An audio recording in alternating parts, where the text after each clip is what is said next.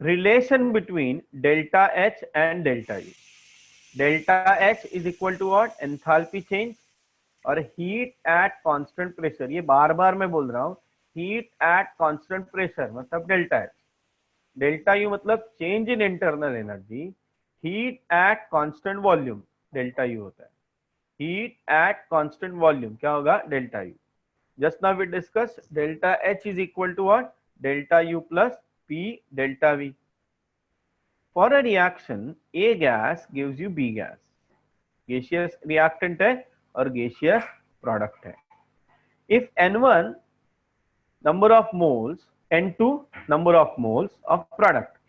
So according to the ideal gas equation, क्योंकि ये gases है, हम लोग यहाँ पे आइडियल गैस इक्वेशन अप्लाई कर सकते हैं. ये हो जाएगा at constant pressure and temperature. अच्छा, ये याद रखना, मैंने ये बताया था कि अगर क्लोज कंटेनर है तो उसमें अगर डेल्टा टी जीरो है तो डेल्टा एच और डेल्टा यू जीरो हो जाते हैं. समझ में आ रहा है? डेल्टा एच और डेल्टा यू क्या हो जाता है? जीरो हो जाता है. बट अगर मैं ओपन सिस्टम की बात कर रहा हूं ना, तो वहां पे जीरो नहीं होता, even if the temperature is constant. Okay, so PV1 is equal to N1 RT और ये हो जाएगा PV2 is equal to what? N2 RT. Right? So final minus initial मैंने किया. PV2 minus PV1 is equal to what? N2 RT minus N1 RT, that is P delta V is equal to N2 minus N1 RT, that is delta nRT. Instead of P delta V मैंने यहाँ पे value डाल दिया, तो ये क्या हो जाएगा? What is this? Delta H is equal to delta U plus delta nRT. ये G मतलब gaseous substance. तो delta nRT का मतलब क्या है?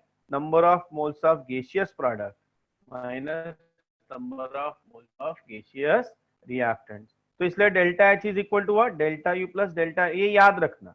Now when I am talking about work done in a chemical reaction, W is equal to what? Minus P delta V. But P delta V is equal to what? Delta nRT. इसलिए W is equal to what? Delta nRT. समझ में आ रहा है? Okay, who is saying? So W is equal to what? W is equal to what? Minus P delta V और W is ये आ गया. तो ये है work done for a chemical reaction. Work done for chemical reaction. Now let us find और let us determine the relation between delta H and delta U. CET में ना इसके ऊपर क्वेश्चंस आते हैं. ओके, सीईटी में क्वेश्चंस आते हैं. ठीक है, कैसे? देखो, एक रिएक्शन दिया जाएगा और पूछेगा which of the following is true for this reaction और which of the following correct relation represent between delta H and delta U. तो वैल्यू वगैरह फाइंड आउट नहीं करना है वहां पे. ठीक है, सिर्फ रिलेशन बताना है. जैसे भी ये रिएक्शन है, देखो case 1, N2 gas plus 3H2 gas gives you 2NH3 gas. तो डेल्टा एन का मतलब क्या है? Number of moles of gaseous product gas 2 है, 2 है ना, ये 2 minus number of moles of gaseous reactant. ये कितने हैं? 3. और नाइट्रोजन का मोल्स कितने? 1. तो क्या हो गया? 2, 3 प्लस 1 4, 2 माइनस 4 -2 आ जाएगा. इसका मतलब डेल्टा एन क्या हो गया? लेस देन 0 आ जाएगा. तो इसका मतलब delta H minus delta U क्या आ जाएगा? Less than 0. ये रिलेशन, ये डेल्टा एच इधर लिया, तो delta H minus delta U is equal to delta NRT. तो ये आर पॉजिटिव है, gas constant, temperature absolute temperature है, तो वो भी क्या होगा? पॉजिटिव. तो इसका मतलब ये पूरा इसके ऊपर ही डिपेंड है. तो डेल्टा एन अगर निगेटिव है तो इसका मतलब delta H minus delta U less than 0. इसका मतलब delta H is less than delta U. ठीक है, अगर समझिए ये रिएक्शन है कैल्शियम कार्बोनेट और decomposition gives calcium oxide and carbon dioxide. अभी देखो यहाँ पे delta N is equal to what? Number of moles of gaseous product. ये गैस है, ये सॉलिड है ना, तो सॉलिड को नहीं लेना है हम लोग को. क्यों? बिकॉज ये क्या है? ये इक्वेशन किसके लिए है? ये इक्वेशन सिर्फ और सिर्फ गैसेस के लिए है. समझ में आ रहा है? तो इसलिए यहाँ पे हम लोग क्या लेंगे? 1 माइनस, ये भी सॉलिड है तो यहाँ पे गैस है ही नहीं, तो 1 माइनस 0. तो डेल्टा एन क्या हो गया? Greater than 0. तो अगर ये ग्रेटर देन 0 है तो डेल्टा एच क्या हो जाएगा? greater than delta U. H2 gas plus I2 gas gives you 2HI gas. ये मोल्स कितने हैं? 2 मोल्स है. 1 plus 1, so 2 minus 2 0, so delta H is equal to delta U. Understood everybody? Yes. Okay. चला एक काम करो, अभी ना ये वाला पार्ट कहाँ से लिखूं मैं बताता हूँ. ये लिख लो ना. Calculate the work done in the decomposition of 264 grams of NH4NO3 at 100 degrees Celsius. NH4NO3 solid gives you N2O5 gas plus 2H2O gas. State whether work is done on the system or by the system. तो पहले मैं क्या calculate करता हूं, इसके moles कितने हैं वो, क्योंकि ये वेट दिया है ना अपने को, वेट है ना ग्राम, तो उसको मैं कन्वर्ट करता हूं पहले मोल्स में. So number of moles of NH4NO3 is equal to what, 264 upon molar mass कितना होता है NH4NO3 का 80.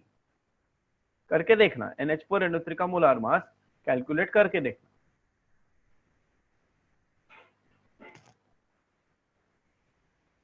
नाइट्रोजन का एटॉमिक वेट 14 होता है,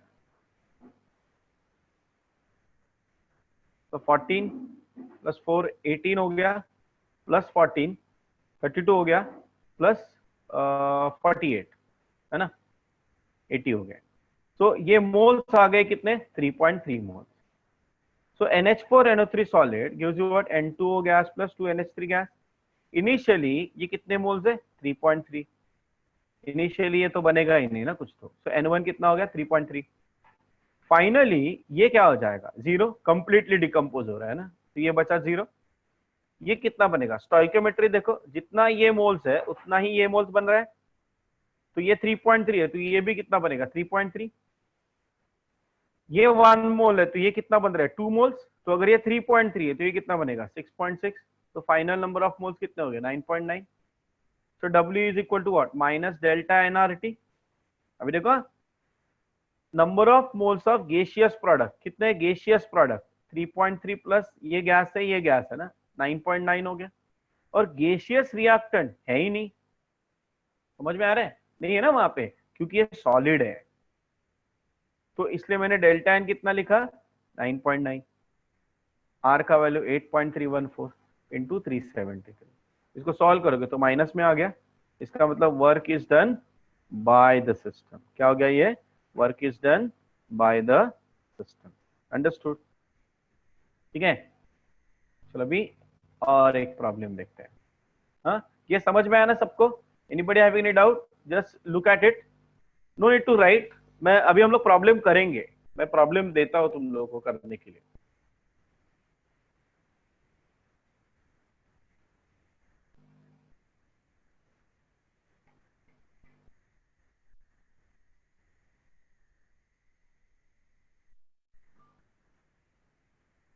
चलो अभी ये देखो.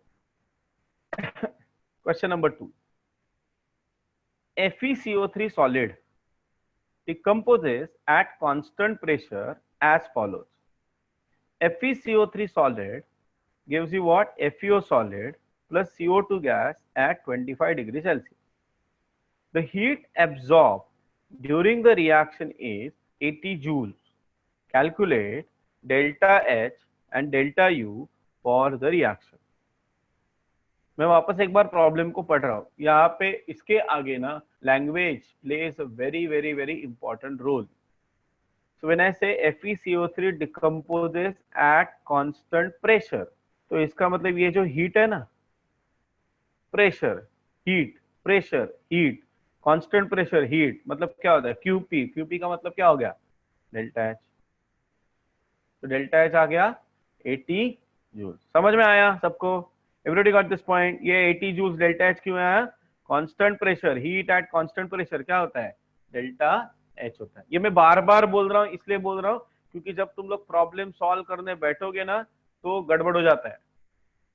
ओके, प्रॉब्लम बहुत सिंपल होता है बट वो समझता ही नहीं लैंग्वेज में, क्या सर किधर दिया है डेल्टा H. वो दिया होता है बट हम लोग क्या करते हैं, उसको समझ नहीं पाते. ओके, तो कांस्टेंट प्रेशर मतलब डेल्टा H. तो डेल्टा एच कितना आया, 80 जूल्स आया। अभी हम लोग डेल्टा एनआरटी निकालते हैं, number of moles of gaseous product. ये सॉलिड है तो ये नहीं लेना है, ये गैस है, कितना मोल्स है, 1। 1 माइनस ये भी क्या हो गया, सॉलिड हो गया, तो 1 माइनस 0 1। आर का वैल्यू 8.314, टेम्परेचर है 298 केल्विन, 25 डिग्री सेल्सियस है, उसको 298। केमिस्ट्री में कभी भी डिग्री सेल्सियस टेम्परेचर यूज नहीं करना है, थ्रू आउट दिस हम लोग को केल्विन में ही कन्वर्ट करके लेना है। इसलिए ये अगर सॉल्व करोगे तो आंसर कितना आएगा, 2477 जूल्स आ जाएगा। कितना हो जाएगा, 2477 जूल्स आ जाएगा। ठीक है, हाँ। अभी आगे देखो, इसके आगे delta H is equal to delta U plus delta NRT. So 80 joules is equal to delta U plus 2477 joules. ये वैल्यू मैंने डाल दिया यहाँ पे, देखो डेल्टा यू कितना आया, -2397 जूल और -2.397 किलो जूल। Clear, yes. अभी हम लोग ना प्रॉब्लम सॉल्व करते हैं, मैं तुम लोग को प्रॉब्लम देता हूँ करने के लिए, तुम लोग मुझे बताओ कि वो कैसे करना है वो, ठीक है।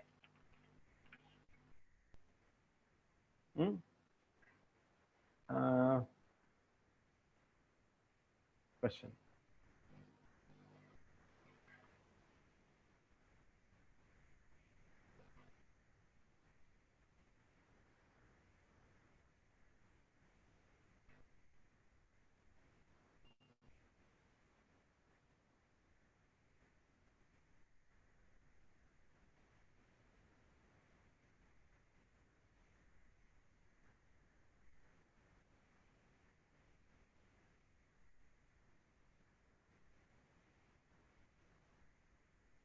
हाँ लिखो। क्वेश्चन है, at constant pressure and at 290 Kelvin, the heat of combustion of glucose was found to be minus 2723.8 kilojoule. ठीक है, calculate the heat of combustion of glucose at constant volume।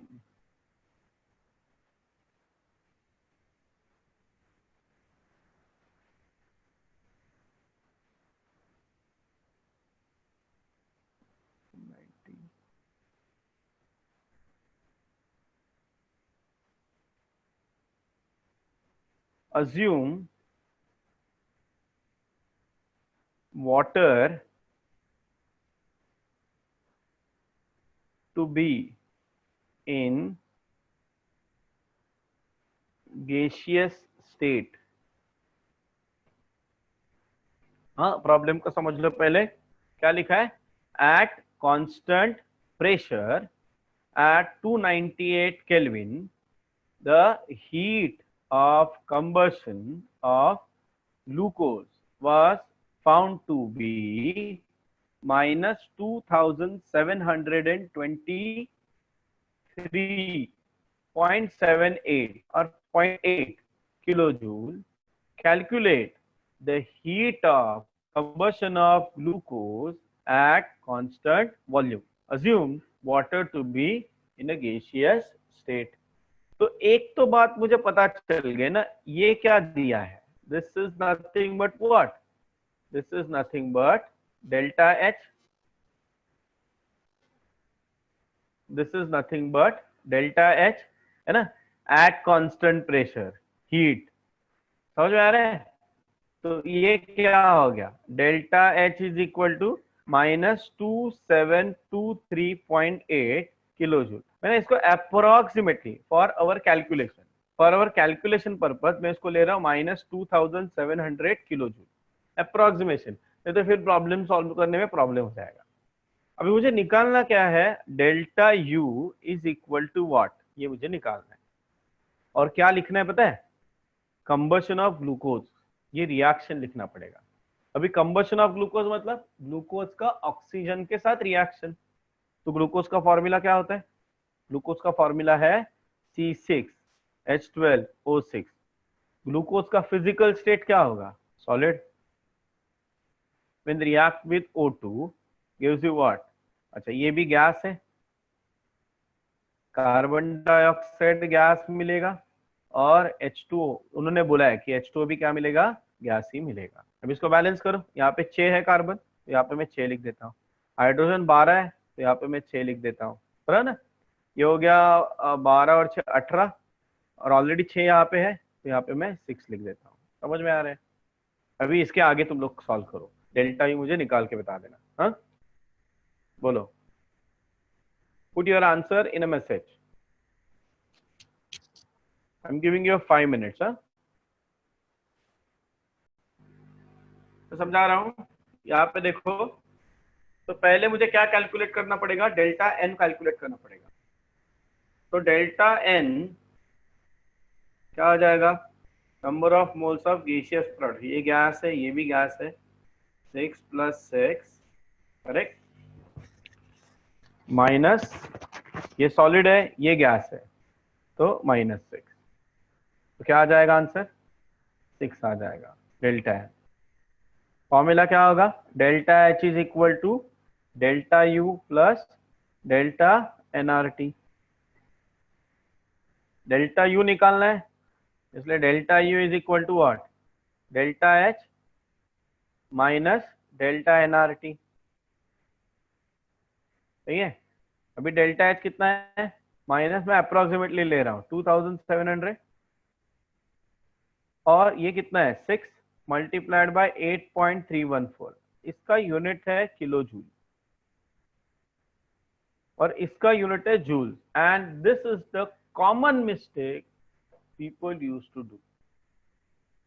Okay, अगर ये किलो जूल है तो ये वाला section भी क्या होना चाहिए, मतलब ये वाला पार्ट भी क्या होना चाहिए, किलो जूल ही होना चाहिए। बट यहाँ पे इसका यूनिट क्या है, जूल है ना, इसका यूनिट क्या है, जूल पर केल्विन पर मोल है, इसका यूनिट क्या है, मोल है, मल्टीप्लाइड बाय टेम्परेचर कितना है 290 है ना, तो इसका यूनिट क्या है 290 केल्विन है ना।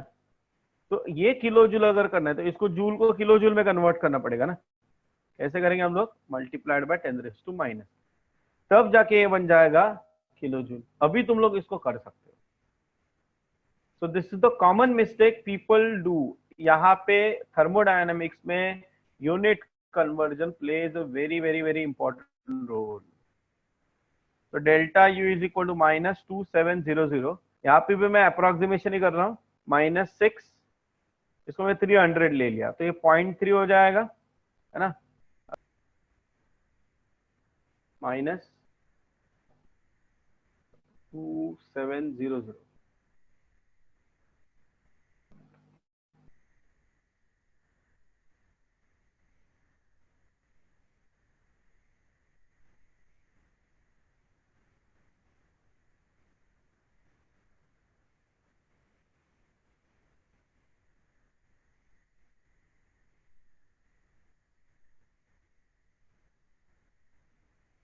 The final answer which is getting, इसको मैं ऐसे लिखता हूँ, 6 × 8.314 × 0.29। जो फाइनल आंसर है वो है -2714 किलो जूल पर मोल। Obviously this is the answer, ये आना चाहिए आंसर। ठीक है, समझ में आया सबको कैसे करना है वो। हम्म, लिखते हैं enthalpies of physical transformation. Physical transformation का मतलब क्या होता है कि a substance is changing from one physical state to another physical state. So change in enthalpy during conversion of one phase of a substance into another phase without change in chemical composition. अब ये important term है chemical composition. मतलब ऐसा है कि अगर समझो H2O solid है, मतलब आइस है, उसको मैं वाटर में कन्वर्ट कर रहा हूं, तो वहां पे H2O solid should not decompose into H2 and IO2. So there should not be any chemical change. जैसे मैं एक एग्जांपल बताता हूँ, सोडियम हाइड्रोक्साइड, अगर सोडियम हाइड्रोक्साइड अमोनिया अगर मैंने पानी में डिसॉल्व किया ना, तो ammonia is converted into ammonium hydroxide, तो वहां पे केमिकल चेंज हो गया ऐसे। तो यहाँ पे केमिकल चेंज नहीं होना चाहिए। तो change in enthalpy during conversion of one phase of a substance into another phase without change in chemical composition। ठीक है, अभी यहाँ पे हम लोग डेफिनेशंस पढ़ेंगे। तो पहला डेफिनेशन है एंथैल्पी ऑफ फ्यूजन। क्या है? Enthalpy of fusion. फ्यूजन का मतलब क्या होता है? Solid is converted into liquid at constant temperature and pressure. ये एक इंपॉर्टेंट चीज है, टेम्परेचर और प्रेशर कांस्टेंट होना बहुत जरूरी है। क्यों टेम्परेचर और प्रेशर कांस्टेंट होना जरूरी है?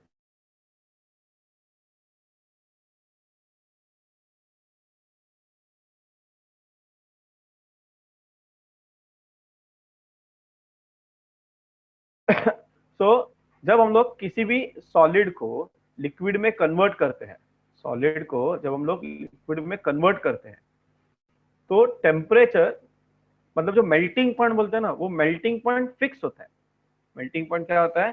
फिक्स होता है, वो चेंज नहीं होता कभी। एंड देखो ना, मेल्टिंग पॉइंट का डेफिनेशन क्या है? The temperature at which when a solid is in equilibrium with a liquid और vapour pressure of solid is equal to vapour pressure of liquid. मतलब प्रेशर क्या हो जाता है? कांस्टेंट हो जाता है। Okay, so I am reading the definition, textbook में अपने दिया हुआ है डेफिनेशन, तुम लोग को डेफिनेशन लिखना है। Enthalpy of fusion is equal to enthalpy change that occurs when 1 mole of a solid is converted into liquid without change in a temperature at constant pressure is called as enthalpy of fusion। क्या है? Enthalpy change that occurs when 1 mole of a solid is converted into liquid without change in temperature at constant pressure is called as enthalpy of fusion। देखो, solid is converted into liquid at constant temperature and pressure, delta H is equal to enthalpy of fusion। so H2O solid is converted into H2O liquid, delta H कितना है? देखो 6 kilojoule पर मोल at 0 degree Celsius. जैसे ये है conversion solid to liquid, वैसे ही liquid to solid मतलब freezing हो सकता है। तो जब ये यहाँ पे सॉलिड टू लिक्विड हम लोग करेंगे, तो मुझे सॉलिड को क्या देना पड़ेगा? हीट देना पड़ेगा। मतलब ये प्रोसेस क्या हो गया? एंडोथर्मिक, इसलिए डेल्टा एच क्या है? देखो प्लस। जब मैं लिक्विड का सॉलिड करूंगा तो यहाँ पे हीट लिबरेट होगा, इसलिए यहाँ पे देखो साइन क्या है? माइनस। हाँ, एक्सोथर्मिक के लिए माइनस साइन है, एंडोथर्मिक के लिए पॉजिटिव साइन। नेक्स्ट डेफिनेशन है एंथैल्पी ऑफ वेपराइजेशन। अभी डेफिनेशन देखो एंथैल्पी ऑफ वेपराइजेशन का। वेपराइजेशन, वेपराइज होगा ना, लिक्विड टू वेपर हो जाएगा। It is the enthalpy change accompanying the vaporization of 1 mole of liquid without changing its temperature at constant pressure। It is the enthalpy change accompanying the vaporization of 1 mole of liquid without changing its temperature at constant pressure।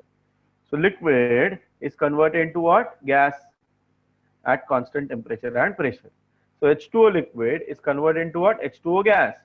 Delta H of vaporization क्या है? 40 kilojoule पर मोल at 100 degree Celsius. while H2O liquid to H2O gas at 25 degree Celsius heat देखो कितना है 44 kilo joule. Similarly अगर मैं इसका condensation करूं गैस टू लिक्विड तो ये प्रोसेस क्या हो जाएगा एक्सोथर्मिक। ये प्रोसेस कौन सा है एंडोथर्मिक। हाँ सो मैं यहाँ पे लिख देता हूँ होमवर्क क्या ये होमवर्क डेफिनेशन, यहाँ पे भी होमवर्क डेफिनेशन। अभी आगे वाला हम लोग देखेंगे एंथैल्पी ऑफ सब्लिमेशन होमवर्क में definition. Understood? So enthalpy of sublimation, इसमें क्या होता है solid is converted into gas. Definition पढ़ रहा हूं मैं एंथैल्पी ऑफ इसका सब्लिमेशन का। It is the enthalpy change for the conversion of enthalpy change for the conversion of 1 mole of a solid directly into vapor at constant temperature and pressure। solid directly किस में जा रहा है gas में जा रहा है at constant temperature and pressure। ठीक है सो डेल्टा एच भी इधर देखो, जब मैं H2O solid to H2O liquid जाता हूं तो ये क्या है एंथैल्पी ऑफ फ्यूजन है। H2O लिक्विड से H2O गैस जाता हूं तो इसको क्या बोलते हैं हम लोग एंथैल्पी ऑफ वेपराइजेशन बोलते हैं। और सॉलिड टू गैस जाते हैं तो हम लोग क्या बोलते हैं एंथैल्पी ऑफ सब्लिमेशन। तो अभी ध्यान से देखना enthalpy of sublimation is equal to what enthalpy of fusion plus enthalpy of vaporization. So I can write delta H of sublimation is equal to what enthalpy of fusion plus enthalpy of vaporization. समझ में आया? हाँ सिर्फ ये वाला। अभी हम लोग नेक्स्ट डेफिनेशन की तरफ जा रहे हैं। अभी इस चैप्टर में जितने भी हम लोग आगे देखेंगे all these are definitions only. और याद रखना ये डेफिनेशन ही फॉर्मूला है। समझ में आ रहा है? These definitions are only the formula. So definitions को भूलना मत। ठीक है चलो अभी देखो आगे enthalpy change for the atomic और मॉलिक्यूलर चेंजेस।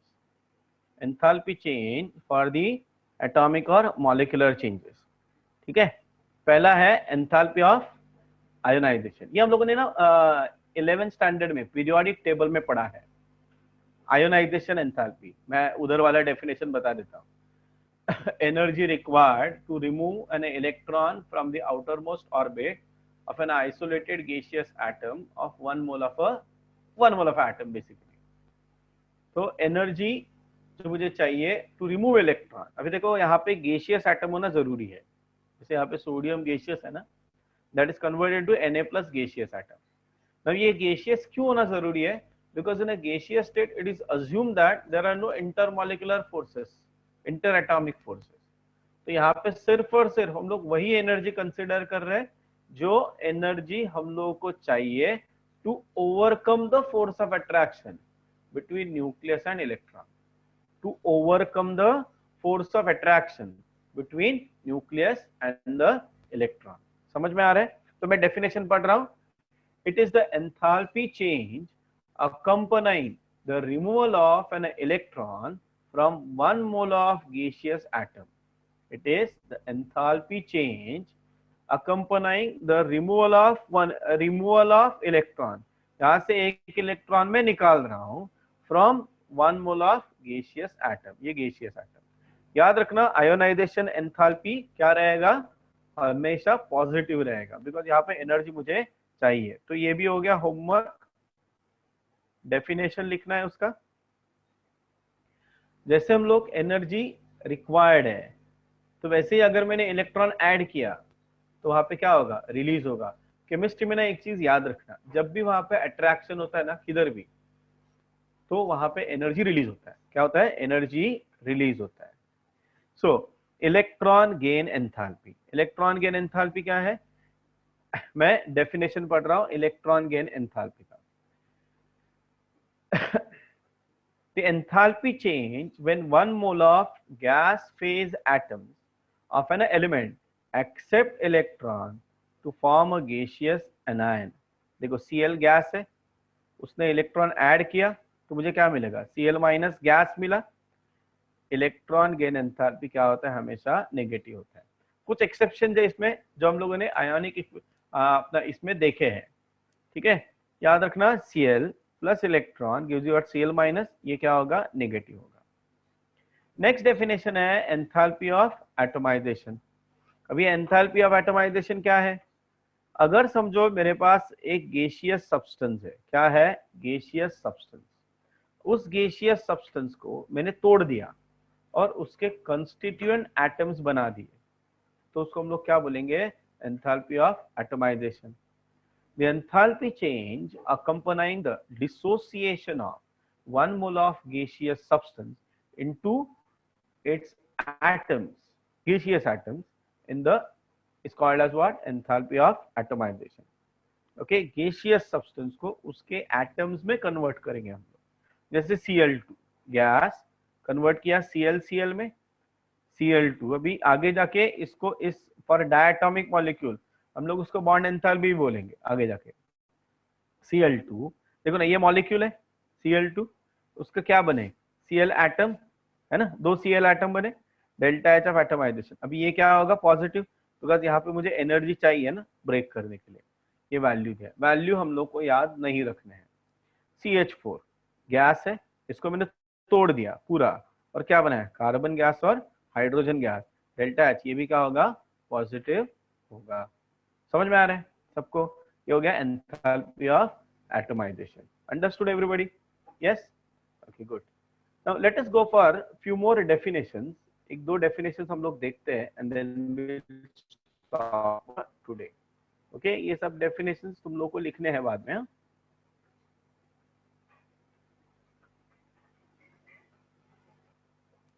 हाँ, एंथैल्पी ऑफ सॉल्यूशन क्या है, enthalpy of solution.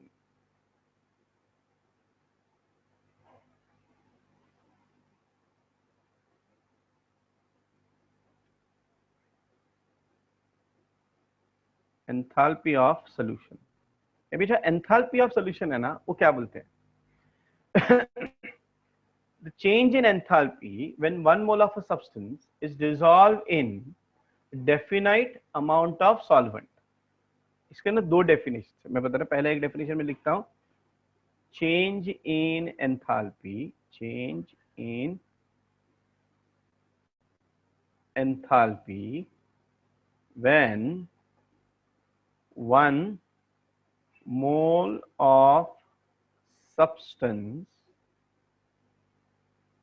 is dissolved in definite amount of solvent।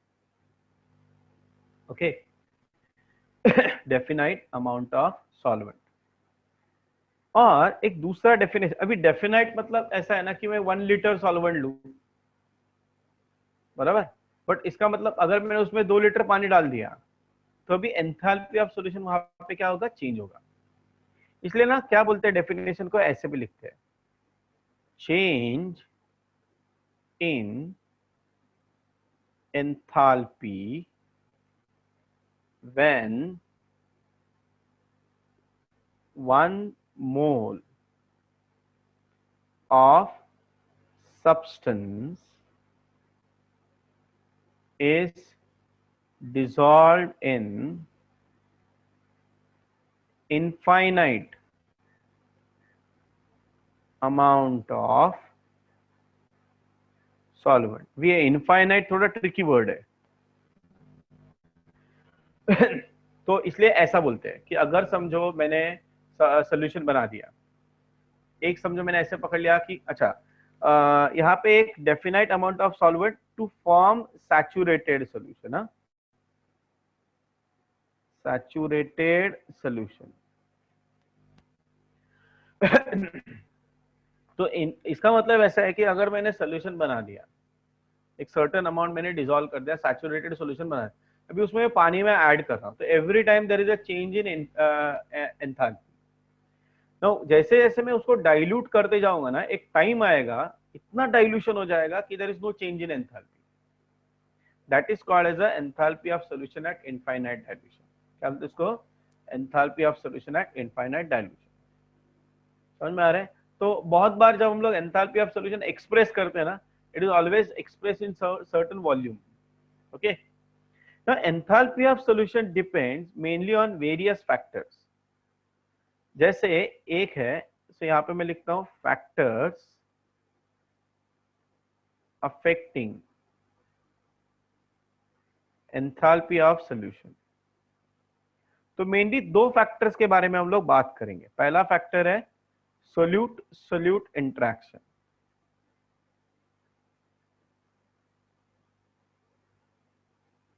Solute solute interaction.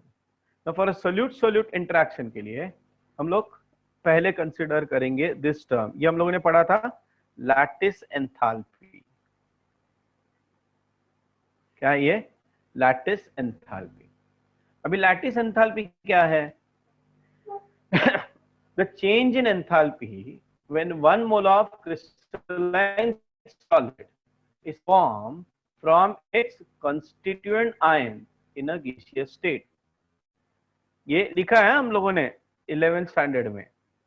The change in enthalpy